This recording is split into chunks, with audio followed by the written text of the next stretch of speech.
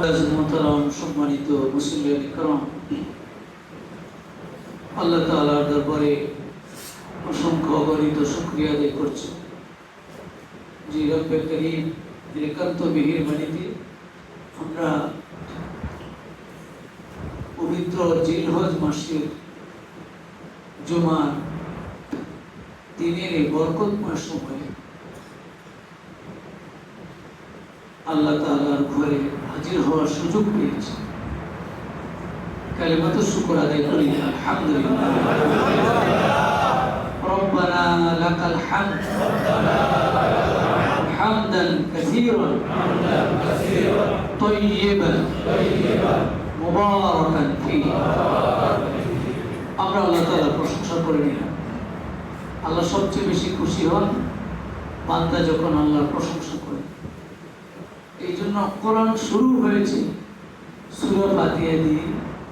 সূরা ফাতিহার প্রথম বাক্য হলো আলহামদুলিল্লাহি রাব্বিল আলামিন। গোটা কোরআন এই শব্দটা দিয়ে শুরু, আলহামদুলিল্লাহ। এটা আমার খুব প্রিয়। আর আল্লাহর কাছে অপ্রিয় হলো আল্লাহর সাথে অন্য কাউকে শরীক করা। এটা খুব অপ্রিয়। পৃথিবীর মানুষও সাধারণত মানুষেরও স্বভাব। আল্লাহ রাব্বুল আলামিন তিনি মহাশক্তির অধিকারী, তিনি চান তার সমকক্ষ কেউ দাবি না করুক। যদি করে এটা আল্লাহ সবচেয়ে বেশি অপছন্দ। আর বান্দা যখন আল্লাহর প্রশংসা করে তখন আল্লাহ বেশি খুশি। এই জন্য আমরা হৃদয়টা করে আল্লাহর প্রশংসা করেন আলহামদুলিল্লাহ। সম্মানিত হাজির, আমরা জিলহজ মাস অতিবাহিত করছি। জিলহজ মাসের গুরুত্বপূর্ণ অনেকগুলো ইবাদত। মৌলিক কয়েকটি ইবাদতের মধ্যে একটি হলো কোরবানি। এটাও আমরা সম্পন্ন করেছি আলহামদুলিল্লাহ। আল্লাহর একান্ত মেহেরবানিতে আমরা এই কাজটি সম্পন্ন করতে পেরেছি। সেই কোরবানির ঘটনায় আমাদের জীবনের জন্য কি কি বিষয় আছে জড়িত, আমাদের জীবনকে আমরা কিভাবে আলোকিত করতে পারি, সেই বিষয়গুলো আমরা গত কয়েকটি জমায় কথা বলেছি। বিশেষ করে কোরবানির অনেকগুলো ফাদাইল আছে, অনেকগুলো মানাফে আছে, উপকার আছে, অনেকগুলো মেসেজ আছে। গুরুত্বপূর্ণ যে মেসেজটি সেটা হলো একজন মুমিন, একজন বান্দা আল্লাহ তাআলার নির্দেশকে সবার উপরে প্রাধান্য দিবে। আল্লাহর নির্দেশ, ইব্রাহিম আলাইহিস সালাম আল্লাহর নির্দেশটাকে সবার উপরে পায়। সন্তান, সম্পদ সবকিছুর উপরে থাকবে হলো আল্লাহর নির্দেশ। আল্লাহর কাজটা করে এরপর অন্য কাজ। আল্লাহ বলছেন এটা আগে নামাজ না আগে কাজ? আগে কাজ। আল্লাহ বলছেন, আল্লাহ বলেছেন এই জন্য আল্লাহর কাজটা আগে। কোন ধরনের যুক্তি দেওয়ার পছন্দ না, ঠিক অফা উইদাউট আর্গুমেন্ট, যুক্তি নেই। আল্লাহ বলছেন ইব্রাহিম আলাইহিস সালামকে আল্লাহ বলছেন স্বপ্নে সন্তান জবাই করো। ওকে, বাস্তব সরাসরি তো বলে নাই, স্বপ্নে বলছে, তাও ওকে। এই জন্য আমরা এই মহা ঘটনা থেকে যা কাজ করেছি আমাদের বাকি জীবনের জন্য সবক হলো যে আল্লাহ তাআলার নির্দেশ যখন আমার সামনে আসবে সকল কিছুর উপরে আমি এটাকে প্রাধান্য দেব। এটা আমাকে কোরবানি শিখায়। গোশত তো খাবোই, কিন্তু মূল শিক্ষাটা হলো আল্লাহর নির্দেশটা সমান। এই জন্য মেহেরবানি করে আমরা সবাই চেষ্টা করব আল্লাহর যত বিধান আছে, নির্দেশ আছে, সবগুলি আমরা আমাদের সকল কিছুর উপরে উঠতে উঠে আল্লাহর নির্দেশকে পালন করার চেষ্টা করবো। আল্লাহ তৌফিক দান করুন। এরপরে আরেকটি বড় ইবাদত আমরা সম্পন্ন করেছি, হজ্জু বাইতুল্লাহ, আল্লাহর ঘরের হজ। এটাও জিলহজ মাসের কাজ। এই কাজটাও আমরা সম্পন্ন করতে পেরেছি। যারা গিয়েছে হজের সফরে এবার গিয়েছেন এমন কেউ আছে, ফিরে আসছেন এমন? আলহামদুলিল্লাহ, একজন দুইজন, দুইটি হাত আমরা দেখেছি। আলহামদুলিল্লাহ, আলহামদুলিল্লাহ। তাইলে আমাদের কথাটা একটু ভালো হলো যে যারা যারা এবারই এগুলো সদ্য হজ করে আর জীবনে হজ করেছে, একবার হলেও করেছে, এমন তো আছে নাকি? একটু আলাদা দেয়, মাশাআল্লাহ, অনেক খাওয়া, আলহামদুলিল্লাহ, অনেক খাওয়া, আল্লাহ শুকরিয়া। একাধিকবার হজ করেছেন, এমন তো আছে, একাধিকবারও অনেক খাওয়া, আলহামদুলিল্লাহ। আল্লাহর একান্ত মেহেরবানি। এটা কোনদিন হজ করার নিয়ম নাই এমন কে আছে? একটা হাত দিয়ে উঠবে না, ওটা নাকি সবাই হজ করবে, নিয়ত আছে। আল্লাহ কবুল করে বলি আমি, এটা সবার নিয়তি থাকার কথা, এটা কেউ না থাকার কথা না। এটা সবাই এই জন্য হাত উঠে নেয়, সবাই আমরা হাত বাইতুল্লাহ করতে চাই। আর যারা করে এসেছে, একাধিকবার করেছে, সত্য যারা করে এসেছে, অনেকে এখনো আছেন, ফিরে আসবেন। এইটি বিশাল একটা জার্নি টু হজ। হজের একটা বড় জার্নি, লম্বা সময়, 1 মাসের বেশি লম্বা টাইম আমরা এখানে অতিবাহিত করি, কাজ করি, অনেকগুলো কাজ। এখান থেকে তো কিছু মেসেজ আমাদের দিতে হবে। মুমিন তো এটাই খুঁজে।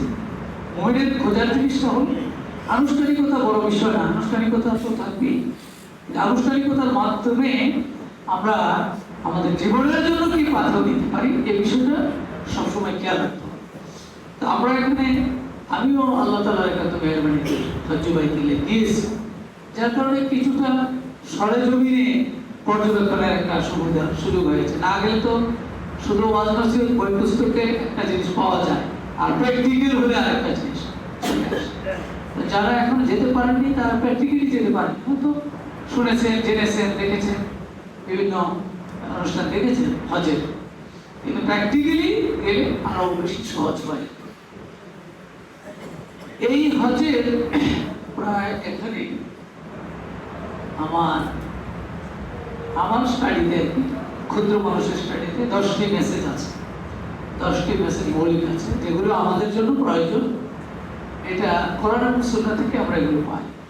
1 নম্বর হলো শিরক বর্জনের ঘোষণা। হজের বড় মেসেজ, হজের বড় মেসেজ হলো শিরক বর্জনের ঘোষণা। আমার সাথে একটু বলেন তো, শিরক বর্জনের ঘোষণা। এটা হলো সবচেয়ে বড় মেসেজ। হজ শুরু হয়েছে বাইতুল্লাহকে কেন্দ্র করে, আল্লাহর ঘরটাকে কেন্দ্র করে হজ শুরু হয়েছে। আল্লাহর ঘরই হলো হজ। হজ মানে হলো আল্লাহর ঘরের জিয়ারত। হজের সংজ্ঞার মধ্যে লেখাই আছে জিয়ারতু বাইতুল্লাহ, কাসদু জিয়ারতি বাইতুল্লাহ। আল্লাহর ঘরের জিয়ারত করার ইচ্ছা করে, এটা নামই হজ, হজের সংজ্ঞা। তাহলে ওই ঘরটাকে কেন্দ্র করে হজ। হযরত ইব্রাহিম আলাইহিস সালামকে আল্লাহ তাআলা প্রথম যে নির্দেশটা দিয়েছে, وَإِذْ بَوَّأْنَا لِإِبْرَاهِيمَ مَكَانَ الْبَيْتِ أَلَّا تُشْرِكْ بِي شَيْئًا وَطَهِّرْ بَيْتِيَ لِلطَّائِفِينَ وَالْقَائِمِينَ وَالرُّكَّعِ السُّجُودِ। আল্লাহ রাব্বুল আলামিন বলেন, স্মরণ করো যখন আমি ইব্রাহিমকে বাইতুল্লাহর জায়গাটা নির্ধারণ করে দিয়েছিলাম, নির্বাচন করে দিয়েছিলাম, আর এই কথা বলেছিলাম লা তুশরিক বি শাইআ, ইব্রাহিম আমার সাথে কাউকে শরীক করো না। সুবহানাল্লাহ। তাইলে বাইতুল্লাহ কেন্দ্র করে হলো হজ। আর হজের বড় ঘোষণা, বড় মেসেজ হলো লা তুশরিক বিল্লাহ, আল্লাহর সাথে কাউকে শরীক করো না। এটা সূরা হজের 26 নম্বর আয়াত আছে। সূরা হজকে কেন্দ্র করে একটা সূরা আল্লাহ তাআলা দিয়েছেন, 17 নম্বর পারা, শেষ সূরা এটা, সূরা হজ। এখানে অনেকগুলো বিধান হজ কেন্দ্রিক আছে। তো মৌলিকটা হলো যে শিরক করতে পারবে না, শুধু হজ যে করে সে শিরক করতে পারবে না, বাকিরা পারবে। অর্থাৎ এটা মেসেজ, এটা হলো একটা মেসেজ সবার জন্য। হাজী সাহেব যেমন শিরক করতে পারবে না, যারা হজ থেকে ফিরে আসে, হজে যায় না যায়, যাই হোক, তার জন্য, সবার জন্য, মুসলমানের জন্য, ইব্রাহিমের উত্তরসূরির জন্য মেসেজ হলো লা তুশরিক বিল্লাহ, শিরক করতে পারবে। আর হজের যে মূল স্লোগান, হজের একটা স্লোগান আছে, সব জিনিসের একটা স্লোগান আছে। হজের মূল স্লোগানটা হলো লাব্বাইক আল্লাহুম্মা লাব্বাইক, লাব্বাইক লা হয় ইন্নাল হামদা ওয়ান নি'মাতা লাকা ওয়াল মুলক লা শারীকা লাক। যারা আজকে আসছেন মুখস্থ আছে না, কতবার পড়েছে, অগণিতবার পড়েছে। হাদিস শরীফে আছে, এটা মুসলিম শরীফ 1218 নম্বর হাদিস, আন্না রাসূলুল্লাহ সাল্লাল্লাহু আলাইহি ওয়াসাল্লাম আহাল্লা বিত-তাওহীদ। রাসূলুল্লাহ সাল্লাল্লাহু আলাইহি ওয়াসাল্লাম তালবিয়া শুরু করেছেন, তাওহীদ দিয়েই তালবিয়া শুরু করেছেন। কিভাবে? তিনি বলেছেন লাব্বাইক আল্লাহুম্মা লাব্বাইক। লাব্বাইক মানে হলো আমি হাজির, আমি হাজির। আল্লাহুম্মা, হে আল্লাহ, আমি হাজির তোমার দরবারে। হাজার হাজার মাইল দূর থেকে চলে এসেছি, তোমার কাছে আমি হাজির হয়ে গেছি। লাব্বাইক লা শারীকা লাক, স্লোগান আমি হাজির, আপনার কোনো শরীক নেই। এই স্লোগান এটা। ইন্নাল হামদা, নিশ্চয়ই প্রশংসা, ও নি'মাতা, নিয়ামত, লাকা, আপনার। যত প্রশংসা আছে আপনার, যত নিয়ামত আছে আপনার জন্যই। ওয়াল মুলক, এবং রাজত্ব আপনার। রাজত্ব কার? এটা তো মানে না, কারণ রাজত্ব আল্লাহর না, এটা মানে না হুজুর, সব মানে। রাজত্ব তো আমাদের। গভর্নমেন্ট বাই দ্য পিপল, কি of the people, for the people. জনগণই সকল ক্ষমতার উৎস, জনগণেরই রাজত্ব। আর আল্লাহ বলে আন্নাল কুওয়াতা লিল্লাহি জামিআ, সব ক্ষমতা হলো আমার। তাই শিরিক হয়ে যায়। কেউ যদি বলে জনগণই সকল ক্ষমতার উৎস, এই আয়াতটার সাথে কন্ট্রাডিক্টরি হয়ে যায়। আল্লাহ বলছে আন্নাল কুওয়াতা লিল্লাহি জামিআ, আমার জন্য সকল ক্ষমতা। আর এখানে যদি আমি বলি জনগণ, তাহলে আল্লাহর সাথে শিরিক হয়ে যায়। এই জন্য এখানে এই তালবিয়া হজের স্লোগানে আল্লাহ যোগ করে দিলেন অলমুল, রাজত্বটাও আমার। আলাহুল খালক ওয়াল আমর, সৃষ্টি যেহেতু আমার, রাজত্ব আমার, নির্দেশও চলবে আমার। এটা হজের স্লোগানে আল্লাহ নিয়ে এসছে। আবার শেষে বলে লা শারীকা লাক, আল্লাহ আপনার কোনো শরীক নেই। এই একটা জিনিস খেয়াল করে গভীরভাবে, এটাকে হজের স্লোগান বানিয়ে দিলেন আল্লাহ তাআলা। এই নামের কাপড় বাঁধার সাথে সাথেই শুরু চলছে, বিমানে চলতেছে, সব জায়গায় চলতেছে, হাঁটতে খাইতে সব সময় লাব্বাইক ধ্বনি মুখরিত হয়ে যায় সব সারা বিশ্ব। এটা আমাদের স্লোগান, হজের স্লোগান। এটা হজ্জের মাধ্যমে মৌলিক নির্দেশনা হলো বান্দা শিরিক করতে পারবে না। আপনি দেখেন সাফা মারওয়ায় যখন সাই শুরু হয়, রাসূলুল্লাহ সাল্লাল্লাহু আলাইহি ওয়াসাল্লাম সাই করেছেন। আমরা তো রাসূল থেকেই হজের কর্মসূচি নেব, কার কাছ থেকে? আমাদের সরকারের কাছ থেকে। রাসূলুল্লাহ দিয়ে দিয়েছেন কোনটা পর কোনটা, কি করতে হবে, কি বলতে হবে, সব রাসূল শিখিয়ে দিয়েছেন। এবং ইব্রাহিম আলাইহিস সালাম এটা আল্লাহর কাছে কাবাটা নির্মাণের পরে দোয়া করেছেন, রব্বানা ওয়াজআলনা মুসলিমাইনি লাকা ওয়া মিন যুররিয়াতিনা উম্মাতান মুসলিমাতান লাক ওয়া আরিনা মানাসিকানা। আল্লাহ আমার ঘর তো বানালাম, এখন আপনি আমাদেরকে হজের নিদর্শন, হজের নিয়ম কানুন, মানাসিকগুলো শিখিয়ে দেন, ওই অনুযায়ী আমরা করবো। আল্লাহ তাআলা শিখিয়ে দিয়েছেন। আর ইব্রাহিম আলাইহিস সালাম শিখিয়ে দিয়েছেন। ইব্রাহিম আলাইহিস সালাম থেকে আমাদের রাসূল আমাদেরকে শিখিয়ে দিয়েছেন, খুযু আন্নী মানাসিকাকুম। রাসূল বলেন, শুনো, হজের নিয়ম আমার কাছ থেকে শিখো। সুবহানাল্লাহ। আর কারো কাছ থেকে না। খুযু আন্নী মানাসিকাকুম, হাদিসে আছে, হজের নিয়ম আমার কাছ থেকে শিখো।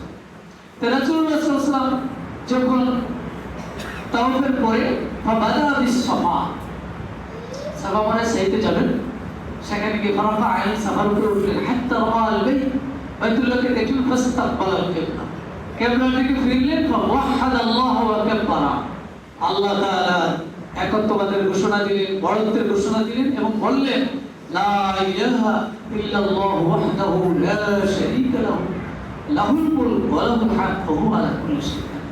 সাফা মারওয়া ইউতি এই কথা বললেন যে আল্লাহ এক, তার সাথে কোনো শরীক নেই, তার সাথে কোনো শরীক নেই, এই ঘোষণা দিলেন। আরাফার মাঠে রাসূলুল্লাহ সাল্লাল্লাহু আলাইহি ওয়াসাল্লাম সমবেত হলেন সকল মানুষ এবং সেখানে তিনি বললেন, খায়রুদ দুআ দুআউ ইয়াউমি আরাফা। আরাফার দিনের দোয়া হলো পৃথিবীর শ্রেষ্ঠ দোয়া। বলেন সুবহানাল্লাহ। ওয়া খায়রু মা কুলতু আনা ওয়ান নাবিয়্যুনা মিন ক্বাবলি, ওখানে গিয়ে আমি এবং আমার আগের যত নবী ছিল সকল নবী একটা দোয়া পড়েছেন। যারা হজ করতে গেছেন তারা তো এই দোয়া পড়ে আসার কথা, আর যারা আমরা যাইনি তারাও সকলের জন্য কমন একটা দোয়া রাসূল করেছেন এবং সকল নবী এই দোয়া করেছেন। কি দোয়াটা? লা ইলাহা ইল্লাল্লাহ ওয়াহদাহু লা শারীকা লাহু লাহুল মুলকু ওয়া লাহুল হামদু ওয়া হুয়া আলা কুল্লি শাইইন। একই দোয়া, সেখানেও লা ইলাহা ইল্লাল্লাহ। কি স্লোগান? কি? লা ইলাহা ইল্লাল্লাহ ওয়াহদাহু লা শারীকা লাহু, আল্লাহর সাথে কারো শরীক নেই। তাহলে হজ করে এসে সেই মানুষ কিভাবে মাজারে গিয়ে সন্তান চায়? আছে না? কিভাবে সেই মানুষটা আবার বলে জনগণের সকল ক্ষমতার উৎস? কিভাবে সেই মানুষ এই স্লোগান দিয়ে এতবার করে এসে আবার সে আল্লাহ ছাড়া আল্লাহর বিরোধী, আল্লাহর আইনের বিরোধী, আল্লাহ নির্দেশের বিরোধী কাজ কাম করে কাজ, এবং সেই দলের সাথে কাজ করে যারা আল্লাহর বিধান আল্লাহর নিয়ম মানতে চায় না, যারা আল্লাহর বিধানটা তাদের পছন্দ হয় না, এমন লোকদের সাথে কিভাবে সে কাজটা করে? তাহলে কি সেই স্লোগানটা বুঝে নাই নাকি না বুঝছেও যে হুজুর হজ হলো এক জিনিস আর রাজনীতি হলো আর সেরকম বলে যে এটা তো ধর্মীয় কাজ, এটা হলো ধর্ম আর রাজনীতি আলাদা। আছে না নাই?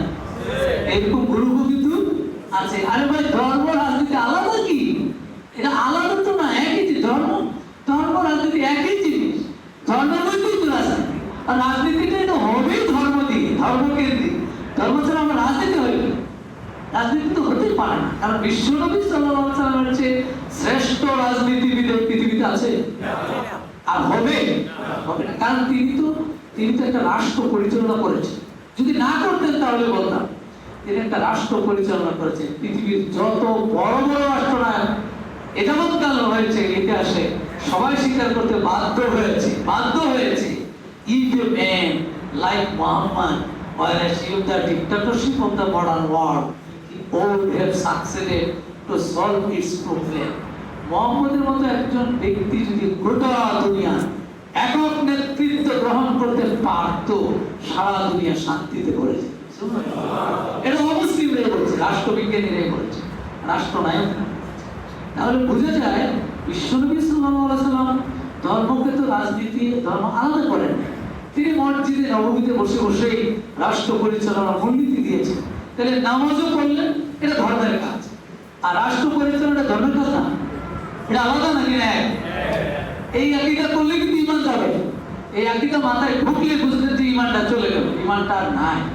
কারণ হলো বিশ্বনবী সাল্লাল্লাহু আলাইহি ওয়াসাল্লামের উম্মত হয়ে সে হজ করবে, লা শারীকা লাহ বারবার পড়বে, এরপর ইন্নাল হামদা ওয়ান নি'মাতা লাকা ওয়াল মুলক বলবে, সব বলে আবার একটু আলাদা হয়ে যাবে। এটা তো কোন হাজী সাহেবের জন্য হতে পারে না, একজন মুমিনের জন্য হতে পারে না, পরিষ্কার।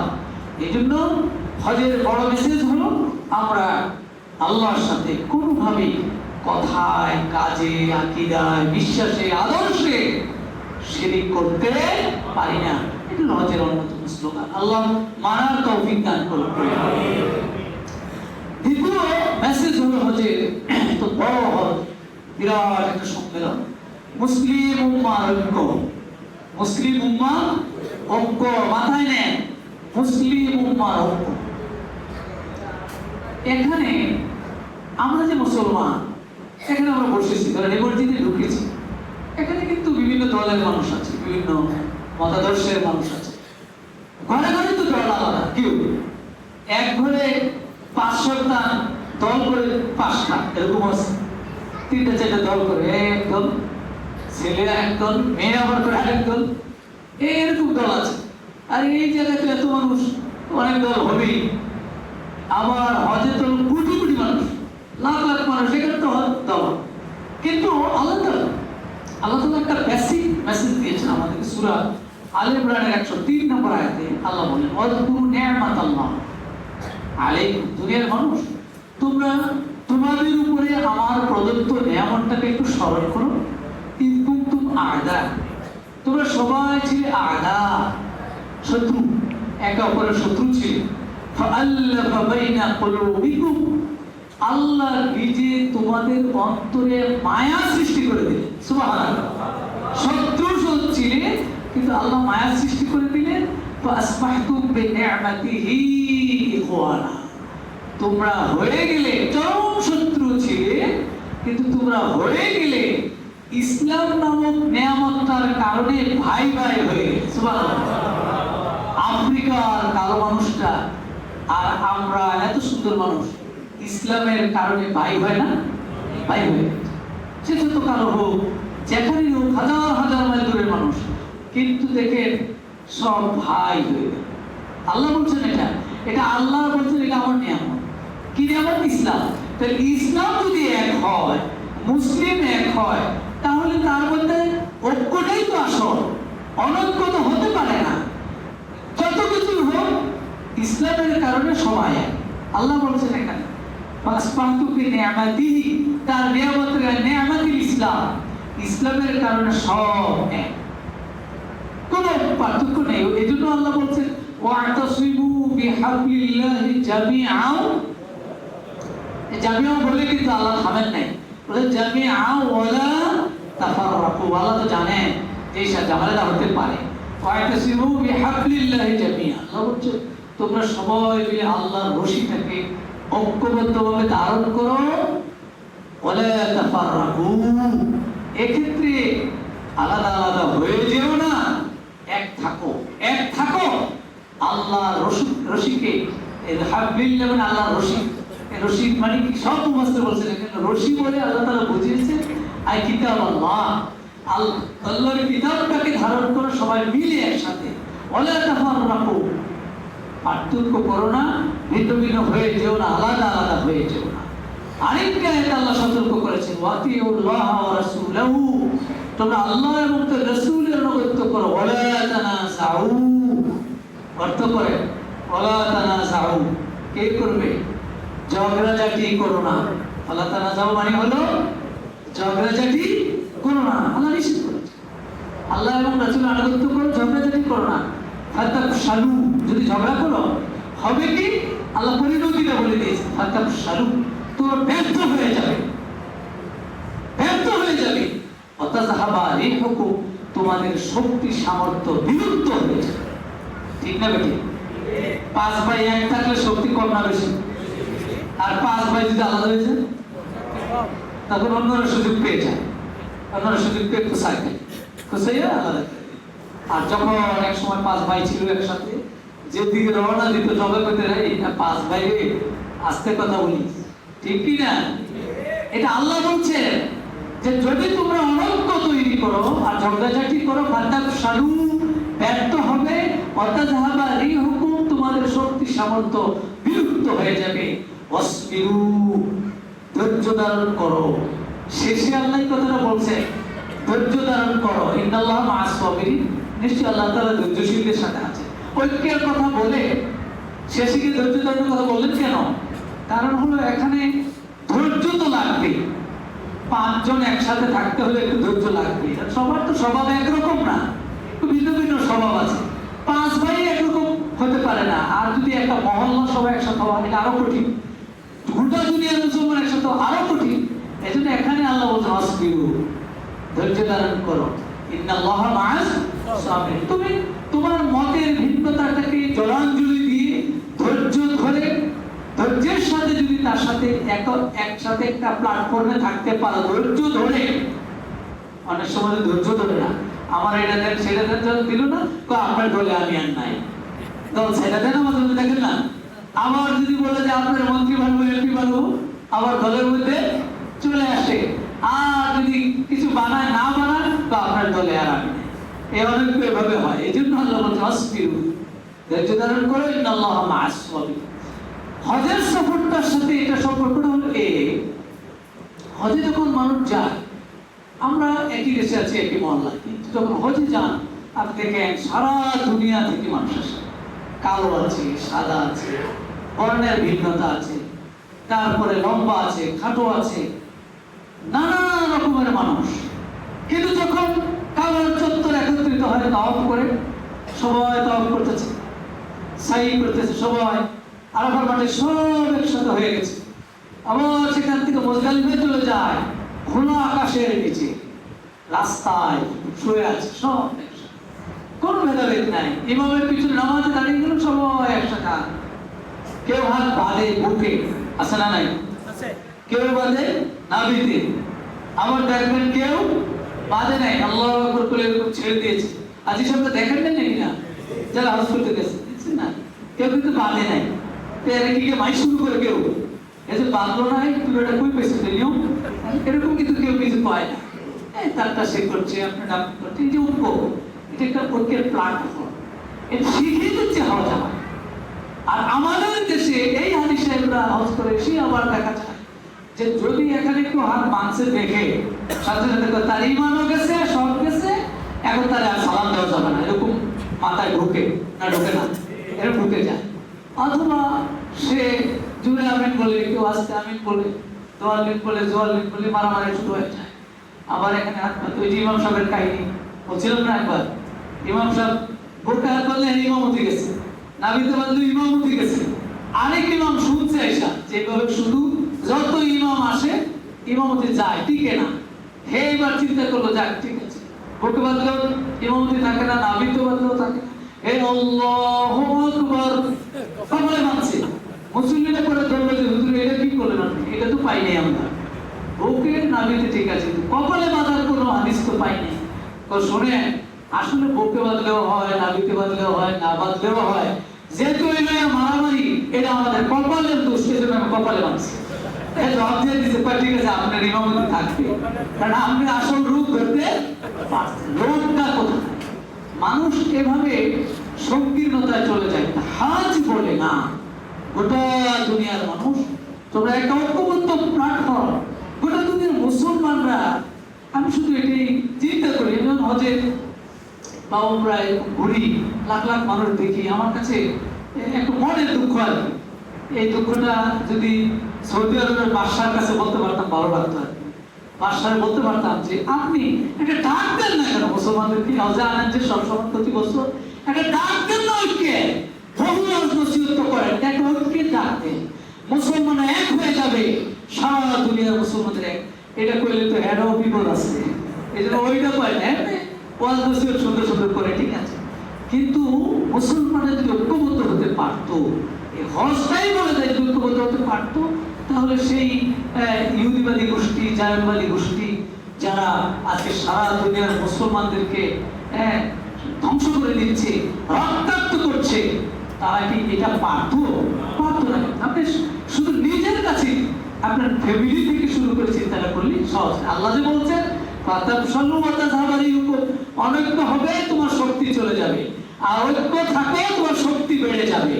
তাইলে এটা সারা দুনিয়ার মুসলমানরা এই হজের মাধ্যমে একটা ঐক্যবদ্ধ প্ল্যাটফর্ম তৈরি করা শিক্ষাটা দেয় আমাদের। এই জন্য আমরা মুসলমান, ইসলামের স্বার্থে সবাই এক, পারবো সবাই ইসলামের স্বার্থে, ইসলামের জন্য সবাই এক থাকবে, অন্য কোনো অনৈক্য এখানে তৈরি করবো না। এটা হলো হজের অন্যতম মেসেজ। তৃতীয় আরেকটা মেসেজ আছে, সেটা হলো তাকওয়া। হজের তৃতীয় বড় মেসেজ হলো তাকওয়া। আল্লাহ তাআলা বলছেন হজের সূরা হজ্জের 37 নম্বর আয়াতে আল্লাহ বলছেন লান ইয়ানালাল্লাহা লুহুমুহা ওয়ালা দিমাউহা ওয়ালাকিন ইয়ানালুহু তাকওয়া মিনকুম। আল্লাহ বলছেন আল্লাহর কাছে তোমাদের কুরবানির রক্ত, কুরবানির গোশত যায় না, যায় হলো তোমাদের তাকওয়াটা। দেখেন হজে যারা যায় তাদের তো সবাইকে কুরবানি করতে হয়, হক ওয়াজিব, কুরবানি না করলে তো গুনাহ হবে, করতে হবে। কিন্তু সে যে কুরবানির পশুর টাকা দিয়ে দিল, কোথায় কুরবানি হইলো না হইলো খবর আছে? যারা নিজেকে জবে করা সম্ভব হয়েছে? হয় আমি অনেক চেষ্টা করছিলাম যে আমারটা আমি জবে করবো, কিন্তু সে 10 তারিখে যে টায়ার্ড, যে ক্লান্ত শ্রান্ত হইয়া আরাফা মুজদালিফা হইয়া এসা জান চলে না, আমরা কম্পিটিকে জান চলে না, কখন আপনি কুরবানি করতে যাবেন? পারা যায় না। আমরা বলছি যারা কাফেলা ছিল, বলছি আপনারা কুরবানি করে দেন, টাকা দিয়ে, এরকমই করে সবাই। তাহলে এই যে কুরবানি করলেন, টাকা দিয়ে দিন, আপনি কুরবানির গোশত খাইলেন না, তারপরে পশু দেখলেন না, কিছু না, দিয়ে দিলেন। আল্লাহ তো ওই গোশত রক্ত দেখেন না, ওয়ালাকিন ইয়ানালুহু তাকওয়া মিনকুম। তার অন্তরের অবস্থাটা আল্লাহ জানে। তাহলে হজ কিন্তু আমাকে বলে অন্তরটাকে ঠিক করার জন্য।